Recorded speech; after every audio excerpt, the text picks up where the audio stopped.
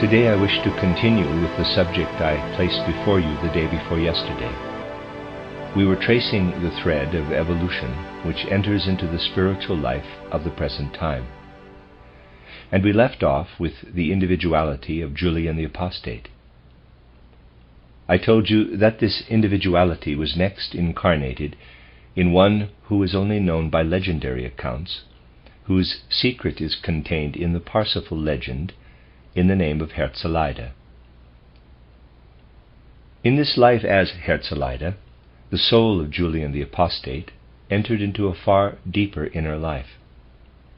The soul life of the individuality was deepened, as was indeed necessary, after the many storms and inner moods of opposition which he had undergone in his life as Julian the Apostate. But this later life of which I told you, this life as Herzeleide, spread itself out over the former life as Julian the Apostate, like a warm embalming cloud. Thus the soul grew more intense and deep and inward, and grew richer, too, in manifold impulses of the inner life. Now this soul was among those who had carried over something of the ancient mysteries. Julian had lived within the substance of the ancient mysteries at a time when their light was still radiant in many ways. Thus he had received into himself much spirituality of the cosmos. All this had been, as it were, pressed back during the incarnation as Herzeleide, but it was nonetheless pressing forth in the soul, and thus we find the same individuality again in the 16th century. We find arising in him once more, in a Christianized form, what he had undergone as Julian the Apostate. For the same individuality reappears in the 16th century as Tycho Brahe, and stands face to face with the Copernican world conception which emerges within Western civilization at that time. The Copernican world conception pictures the universe in a way which, if followed to its logical conclusions, would tend to drive all spirituality out of the cosmos in man's conception of it. The Copernican world picture leads at length to a mechanical, machine-like conception of the universe in space. It was, after all, in view of this Copernican picture of the world that the famous astronomer said to Napoleon, he had searched through all the universe, and he could find no God. It is indeed an entire elimination of spirituality. The individuality of whom I am now speaking, who had now returned as Tycho Brahe, could not submit to this. Thus we see Tycho Brahe accepting in his world conception what is useful of Copernicanism, but rejecting the absolute movement of the earth ascribed to it according to the Copernican world picture. In Tycho Brahe we see these things united with true spirituality. When we consider the course of his life, it is indeed evident how a karma from ancient time is pressing its way forth with might and main into this life as Tycho Brahe, seeking to enter the substance of his consciousness. Such is his spirituality. We remember how his Danish relatives sought to hold him fast at all costs in the profession of a lawyer, and we see how, living as a tutor, he steals the hours by night in which to commune with the gods. And here an extraordinary thing appears. All this is contained in his biography. We shall see presently how deeply significant it is for a true estimate of this individuality of Tycho Brahe, Julian, Herzeleide. With the most primitive instruments contrived and manufactured by himself, he discovers considerable errors in calculation which had entered into the determination of the orbits of Saturn and Jupiter. We have this remarkable scene in the life of Tycho Brahe. As a young man, with the most primitive instruments with which other people would not dream of trying to accomplish anything, he feels impelled one day to seek the exact places of Saturn and Jupiter in the heavens. In his case, all these things are strongly permeated with spiritual content. And this spiritual content leads him to a conception of the universe such as we must have if we are striving once again to the modern science of initiation, when at length we come to speak of spiritual beings as we speak of physical men on earth. For in reality we can ever meet them, and there is in fact only a difference in quality of being as between those individualities who are now on the physical plane and those who are discarnate, living between death and a new birth. These things kindled in Tycho Brahe an extraordinarily deep and penetrating vision of spiritual connections. I mean the connections which appear when we no longer regard everything on earth as though it were caused by earthly impulses alone, and on the other hand consider the stars only in mathematical calculations, but when we perceive the interplay of impulses from the stars with the historic impulses within mankind. In Tycho Brahe's soul there lived instinctively what he had brought with him from his life as Julian the Apostate. In that former life it had not been permeated with rationalism or intellectualism. It had been intuitive, imaginative, for such was the inner life of Julian the Apostate. With all this he succeeded in doing something that made a great sensation. He could make little impression on his contemporaries with his astronomic opinions, differing as they did from Copernicus, or with his other astronomical achievements. He observed countless stars and made a map of the heavens which alone made it possible for Kepler afterward to reach his great results. For it was on the basis of Tycho Brahe's mapping of the stars that Kepler discovered his famous laws. But none of these things could have made so great an impression on his contemporaries as a discovery relatively unimportant in itself, but very striking. He foretold almost to the day the death of the Sultan Suleiman, which afterward occurred as he had foretold it. Here we see ancient perceptions working into a later time in a spiritual intellectuality. Perceptions which Julian the Apostate had received light up again in modern time in Tycho Brahe. Tycho Brahe is indeed one of the most interesting of human souls. In the 17th century he passed on through the gate of death and entered the spiritual world. Now in the spiritual currents which I have described as those of Michael, this being Tycho Brahe, Julian the Apostate, Herzeleide, constantly emerges. In one or another of the supersensible functions, he is in fact always there. Hence, too, we find him in those great events in the supersensible world at the end of the 18th and beginning of the 19th century, which are connected with this stream of Michael. I told you already of the great supersensible school of instruction in the 15th, 16th centuries, which stood under the aegis of Michael himself. Then there began for those who had been within this school a life which took its course in such a way that activities and forces unfolded in the spiritual world worked down into the physical, worked in connection with the physical world. For example, in the time that immediately followed the period of the supersensible school of Michael, an important task was allotted to an individuality of whose continued life I have often spoken. I mean the individuality of Alexander the Great. I have already spoken, here at Dornach too, of Lord Bacon of Verulam as the reincarnated Harun al-Rashid. We know how intense and determining an influence Bacon's conceptions had on the whole succeeding evolution of the spiritual life, notably in its finer impulses and movements.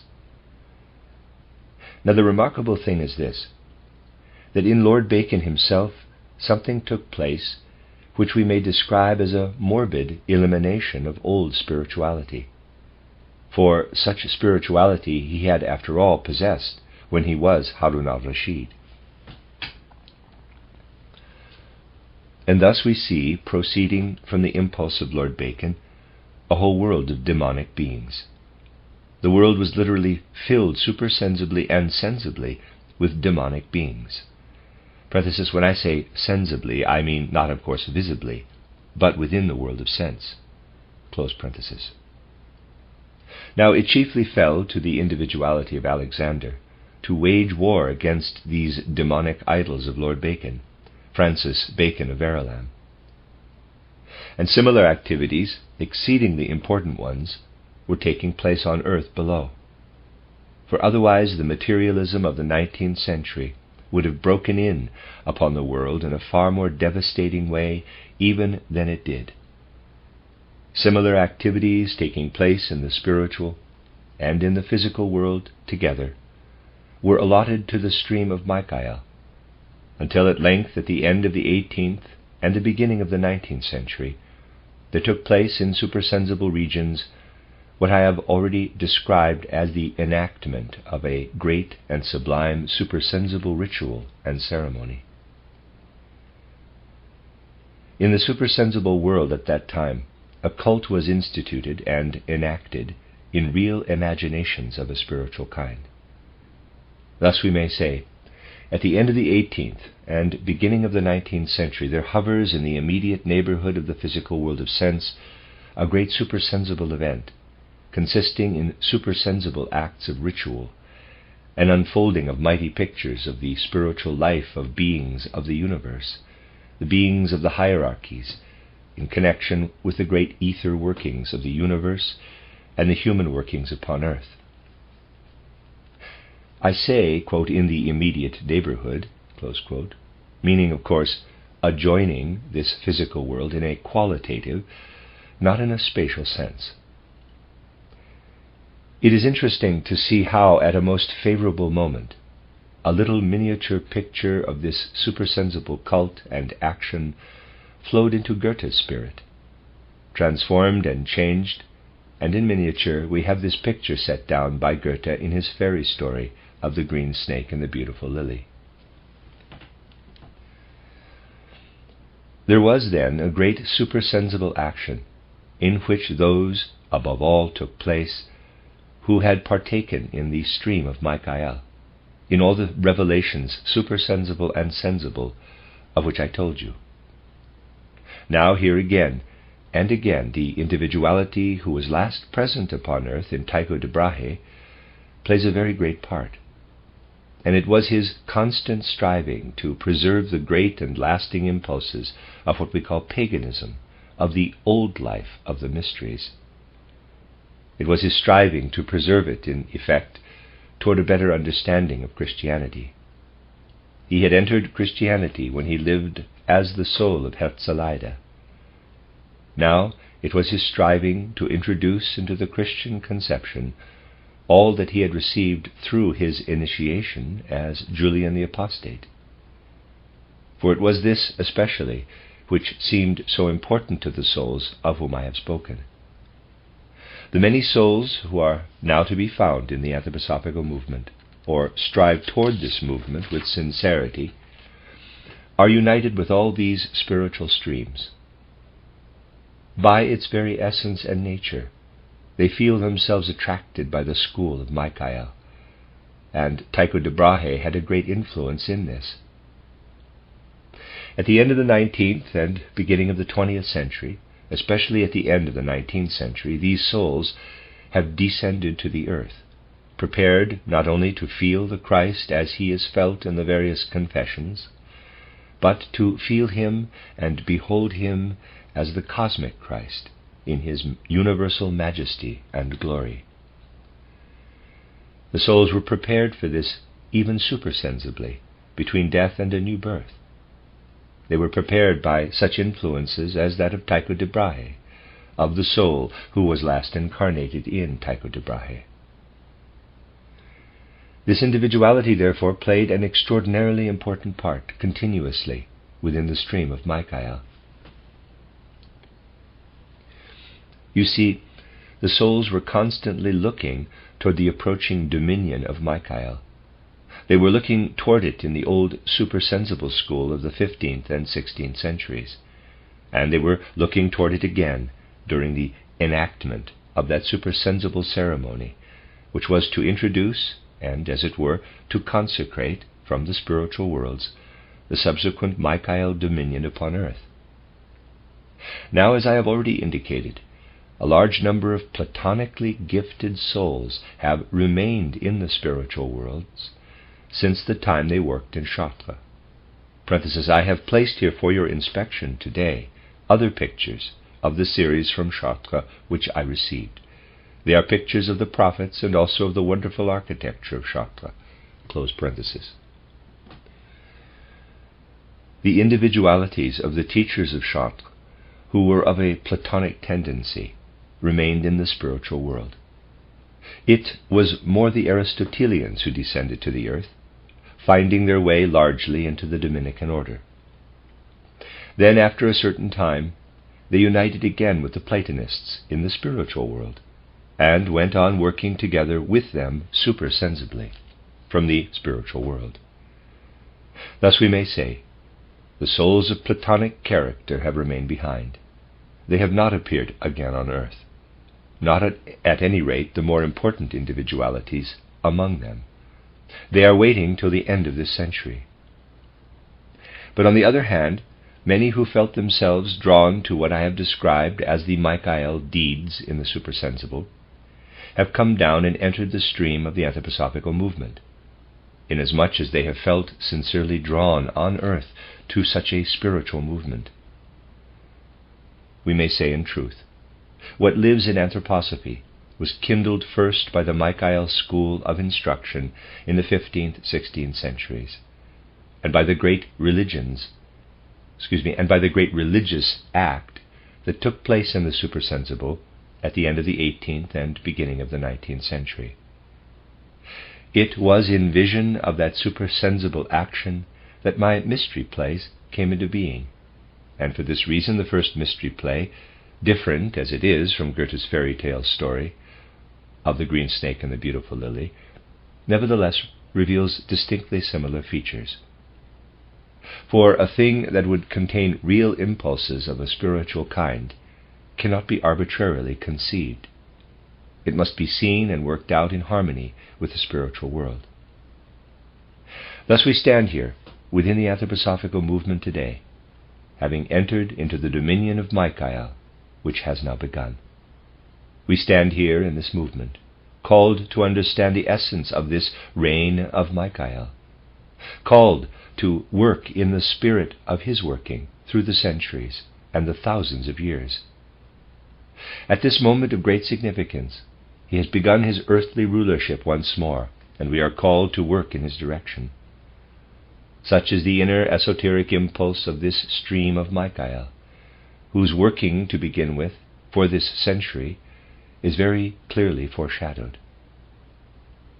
But you must see that if we take anthroposophy in its present content and trace it backward, we find little preparation for it upon earth. Go back just a little way from what appears as anthroposophy, and try to find its sources in the course of the 19th century, for instance. If you do so open-mindedly, if your vision is not clouded by all manner of philological contrivances, you will not find the sources. You will find isolated traces of a spiritual conception, which it was always possible to use like little germinating seeds, though very sparingly, within the great texture of anthroposophy. But you will find no real preparation for it within the earthly sphere. All the greater was the preparation in the supersensible. You are well aware how Goethe's working, even after his death, though in many books it may not seem so, contributed to the forming and shaping of anthroposophy. It is indeed true that the most important things in this respect took place within the supersensible. Nevertheless, we can trace the spiritual life of the 19th century backward in a living way till we come to Goethe, Herder, and others, nay, even to Lessing. And we find, after all, that what was working in isolated spirits at the end of the 18th and first half of the 19th century was, to say the least of it, imbued with a strong spiritual atmosphere, even if it appeared in great abstractions, as in Hegel, or in abstract pictures, as in the case of Schelling. You may read in my title, Riddles of Philosophy, how I described Schelling and Hegel. I think you will recognize that I was seeking to point to something of the soul and spirit in this evolution of world conceptions, which could then enter into the anthroposophical stream. In the book Riddles of Philosophy, I tried, indeed, to take hold of those abstractions of the philosophers with full heart and mind. Perhaps I may specially draw your attention to the chapter on Hegel and to the things I said of Schelling. But we must go still deeper to perceive the origin of certain remarkable phenomena that appeared in the spiritual life of the first half of the 19th century. They were lost sight of, they were obliterated in what then came forth as the materialistic spiritual life of the second half of the century. Nevertheless, in however abstract conceptions, there did appear something that contained a hidden spiritual life and being. Most interesting, and increasingly so the more one enters into him, is the philosopher Schelling. He begins almost like Fichte, with pure, clear-cut ideas, saturated through and through with will, for such was Fichte. Johann Gottlieb Fichte was one of the few figures in world history, indeed in a certain respect he is perhaps unique, who combined the greatest conceptual abstractions with enthusiasm and energy of will. He is an extraordinarily interesting figure. Short and thick-set, undergrown a little owing to the privations of his youth, one would see him marching along the street with extraordinary firmness of step. He was all will, and will again, and his will lived itself out in the description of the most abstract concepts. And yet with these most abstract concepts he could achieve such a thing, for instance, as his title, Addresses to the German Nation, with which he inspired countless people most wonderfully. Schelling appears in an almost Fichte-like way, not with the same power, but with a similar way of thought. But we very soon see Schelling's spirit expand. In his youth he speaks like Fichte of the capital I and the not I, and other such abstractions, and inspires the people of Vienna with these things. But he soon departs from them. His spirit grows and widens, and we see entering into him conceptions, albeit fanciful, which nevertheless tend almost to spiritual imaginations. Thus he goes on for a while. Then he enters deeply into such spirits as Jakob Brahe, and writes something altogether different in style and tone from his former works. He writes titled The Foundations of Human Freedom, which is a kind of resurrection of the ideas of Jakob Brahe. Then we see almost a kind of Platonism springing up in Schelling's soul. He writes a philosophic dialogue entitled Bruno, which is truly reminiscent of Plato's dialogues, and deeply penetrating. Interesting, too, is another short work, Clara, wherein the supersensible world plays a great part. Then for a very long time Schelling is silent. His fellow philosophers begin to look on him, if I may put it so, almost as a living dead man. He published only his extraordinarily deep and significant work on the Samothracian mysteries, once again in an expansion of his spirit. But he lives on in simple retirement in Munich, until at length the King of Prussia summons him to lecture on philosophy at the University of Berlin. And of the philosophy he now proclaimed, Schelling said that he had gained it in the silence of his retirement, through the course of decades. Now, therefore, Schelling appeared in Berlin, proclaiming that philosophy, which was afterward included in his posthumous works as the title Philosophy of Mythology and the Philosophy of Revelation. He made no great impression on the Berlin public, for the whole tenor of his lectures in Berlin was really this: man, however much he thinks and ponders, can attain nothing in the sphere of world conceptions. Something must enter his soul, inspiring and imbuing his thought with life as a real spiritual world. Suddenly, in place of the old rationalistic philosophy, there appears in Schelling a real awakening of the ancient philosophy of the gods of mythology, a reawakening of the old gods in a very modern way, and yet with old spirituality quite evidently working in it. All this is very strange. And in his philosophy of revelation, he evolves ideas of Christianity which do contain, in however abstract a form, important inspirations and suggestions for what must afterward be said by anthroposophy, directly out of spiritual vision, on many points of Christianity. Schelling is most certainly not to be passed over in the easygoing way of the Berlin people. Indeed, he cannot be passed over at all. But the Berlin folk passed him over quite easily. When one of his descendants got engaged to the daughter of a Prussian minister, an external, but at any rate a karmically connected event, a Prussian functionary who heard of it remarked, quote, "I never knew before why Schelling ever came to Berlin. Now I know." Close quote. Nevertheless, one can well come into inner difficulties and conflicts in following Schelling thus through his career. Moreover, the last period of his life, dreadfully as it is generally treated in the histories of philosophy, is always dealt with in a chapter by itself under the title Schelling's Theosophy. I myself again and again return to Schelling. For me, a certain warmth always proceeded from what lives in him, in spite of the abstract form. Thus, at a comparatively early age, I entered deeply into the above-mentioned philosophic dialogue Bruno, or title On the Divine and Natural Principle of Things.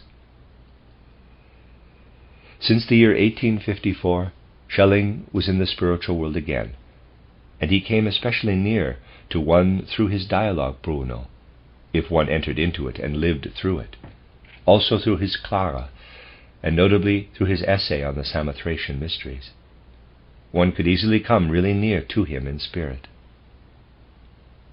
And at length, as early as the beginning of the 1890s, it became fully clear to me, however it may have been with the other personalities who worked in the sphere of philosophy during the first half of the 19th century, in Schelling's case, it is absolutely clear that a spiritual inspiration did really enter in. Spiritual inspiration worked and entered into his work continually. Thus one might attain the following picture.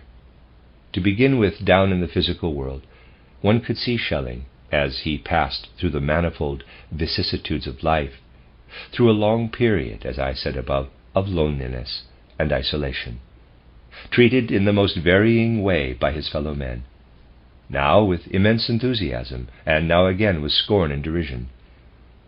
Schelling, who really always made a significant impression whenever he appeared again in public, the short, thick-set man, with the immensely impressive head, and eyes which even in extreme old age were sparkling with fire, for from his eyes there spoke the fire of truth, the fire of knowledge. And this Schelling whom one can distinctly see, the more so the more one enters into him, had certain moments when inspiration poured into him from above. Most clear and visible it became to me when I read Robert Zimmermann's review of Schelling's book on the title Ages of the World. From Zimmermann, as you know, is derived the word anthroposophy, though his anthroposophy is a tangled undergrowth of abstract concepts. I had the very greatest regard for him, and yet when I read this review, I could not help breaking out into the sigh, quote, "Pedant that you are," close quote. Then I returned to the book itself, Schelling's Ages of the World, which is indeed somewhat abstractly written, but in which one may clearly recognize something like a description of ancient Atlantis, quite a spiritual description, containing spiritual realities, however much distorted by abstractions. Thus you see in Schelling's case, again and again, there is something working in from higher worlds, so that we must say, down there is Schelling, but in the higher worlds, something is taking place which influences him from above. In Schelling's case, what is a general truth becomes most visible, namely that in spiritual evolution there is a perpetual interplay of the spiritual world above with the earthly world below. And once, in the 1890s, I was most intensely concerned in finding the spiritual foundations of the age of Michael and of other things. At that time, I myself was entering a phase of life in which I could not but experience intensely the world immediately adjoining our physical world of sense. I could only hint at these things in my autobiography, but I have hinted at them there. That adjoining world is separated, if I may so describe it, only by a thin wall from the physical, and in it the most gigantic facts are happening, nor are they at all powerfully separated from our world. It was at the time when I was in Weimar. On the one hand, I entered most intensively into the social life of Weimar in all directions, but at the same time I felt the inner necessity to withdraw into myself.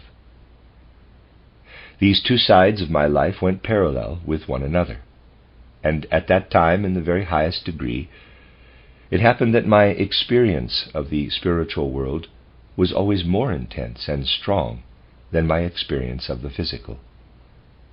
Already as a young man, I had no great difficulty in quickly comprehending any philosophy or world conception that came into my sphere. But a plant or a stone, if I had to recognize it again, I had to look at not 3 or 4 times, but 50 or 60 times. I could not easily unite my soul with that which in the physical world is named by physical means. And this had reached its highest point during my Weimar period. It was long, long before the Republican Constituent Assembly took place in Weimar, and at that time Weimar was really like a spiritual oasis, quite different from any other place in Germany. In that Weimar, as I said in my autobiography, I did indeed experience intense moments of loneliness. And once again it was in 1897, wishing to investigate certain matters, I put my hand on Schelling's title Divinities of Samothrace and his title Philosophy of Mythology, simply to receive a stimulation, not in order to study in the books. Just as one who researches in the spiritual world, if, for instance, he wishes to make researches on the periods of the first Christian centers, in order to facilitate matters, may lay the writings of St. Augustine or of Clement of Alexandria under his head for a few minutes in succession. You must not laugh about these things. They are simply external methods to assist one, external technicalities that are not directly connected with the real thing itself. They are an external stimulation, like any technical mnemonic. Thus at that time I took into my hand Schelling's Divinities of Samothrace and his Philosophy of Mythology. But the real subject of my study at that moment was that which was taking place spiritually in the course of the 19th century, and which afterward poured down so as to become anthroposophy. And at that moment, when I was really able to trace Schelling's life, his biography, his evolution through his life, it was revealed to me, not yet quite clearly, for these things only become clear at a far later date, when I wrote my title Riddles of Philosophy, it was revealed to me, I could already perceive, although not quite clearly, how much of Schelling's writing was written down by him under inspiration, and that inspiring figure was Julian the Apostate, Herzeleide, Tycho Brahe. He has not appeared again himself on the physical plane, but he worked with tremendous strength through the soul of Schelling. Then I became aware how greatly Tycho Brahe had progressed in his life as Tycho Brahe. Through Schelling's bodily nature, little could penetrate. But once we know how the individuality of Tycho Brahe hovered over him as an inspirer, we read the lightning flashes of genius in the divinities of Samothrace quite differently. We read the flashes of genius above all in the philosophy of revelation, and in Schelling's interpretation of the ancient mysteries, which is, after all, magnificent of its kind. And especially if we enter deeply enough into the curious language he uses in these passages, then presently we hear no longer the voice of Schelling, but the voice of Tycho Brahe. Then, indeed, we become aware how, among other things, this Tycho Brahe, especially the individuality who was in Julian the Apostate, played a great part and contributed many things. For by his genius many a thing arose in the spiritual life of modern time, which worked in turn as a stimulus, and whence we were to borrow at least the external form and expression for the spirit and teachings of anthroposophy. Another of the writings of German philosophers, which made a great impression on me, was Jakob Froshamer. His book, titled Die Fantasie als Weltprinzip, a brilliant book at the end of the 19th century. Brilliant because this courageous man, having been driven from the church and his writings placed in the Index, was no less courageous in the face of science, for he revealed the kinship of the creative principle of fancy, working purely in the soul when man creates artistically, with the force that works within as the force of life and growth. In that time it was indeed an achievement. Frohschammer's book on fancy or imagination as a world principle, as a world creative power, is indeed a work of great importance. Thus I was greatly interested in this man, Jakob Froshamer. Once more I tried to get at him in a real sense, not only through his writings, and once again I found that the inspiring spirit was the same who had lived in Tycho Brahe and in Julian the Apostate. And so it was in a whole number of personalities, in whose working we can see a certain preparation for what then came forth as anthroposophy. But in each case, we need the spiritual light behind, the light which works within the supersensible. For what came to earth before remained, after all, in a world of abstraction. It is only now and then, in a spirit such as Schelling, or in a man of courage like Jakob Froshamer, that the abstractions suddenly grow concrete. And today, my dear friends, we may look up to what is working there in spiritual realms, and we may know how anthroposophy stands in relation to it.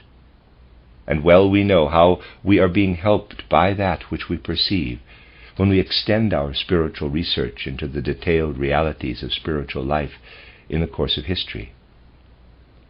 Well may we know it. Here upon earth, striving honestly toward anthroposophy, there are numbers of souls who have always stood near to the stream of Michael. Added to these in the supersensible world are numbers of souls who have remained behind, among them the teachers of Chartres. And between those who are here in the world of sense and those who are above in the spiritual world, there is a decided tendency to unite their work with one another.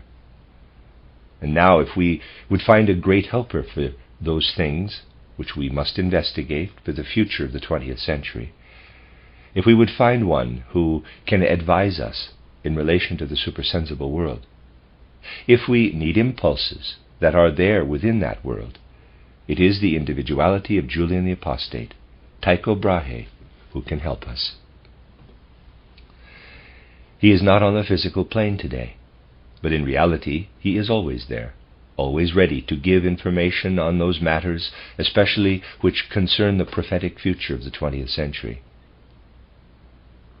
taking all these things together, it does indeed emerge that those who receive anthroposophy in a sincere way at the present time are preparing their souls to shorten as far as possible the life between death and a new birth, and to appear again at the end of the 20th century, united with the teachers of Chartres who have remained behind. We should receive into our souls this consciousness, that the anthroposophical movement is called to work on, and to appear again not only in its most important, but in nearly all its souls at the end of the 20th century. For then the great impulse will be given for a spiritual life on earth, without which earthly civilization would finally be drawn into that decadence, the character of which is only too apparent. Out of such foundations I would fain kindle in your hearts something of the flames that we require, so that already now, within the anthroposophical movement, we may absorb the spiritual life strongly enough to appear again properly prepared. For in that great epoch, after shortened life in spiritual worlds, we shall work again on earth, in the epoch when, for the salvation of the earth, the spiritual powers are reckoning in their most important members, in their most important features, on what anthroposophists can do. I think the vision of this perspective of the future may stir the hearts of anthroposophists to call forth within themselves the feelings which will carry them in a right way, with energy and strength of action, and with the beauty of enthusiasm, through the present earthly life. For then this earthly life will be a preparation for the work at the end of the century, when anthroposophy will be called upon to play its part.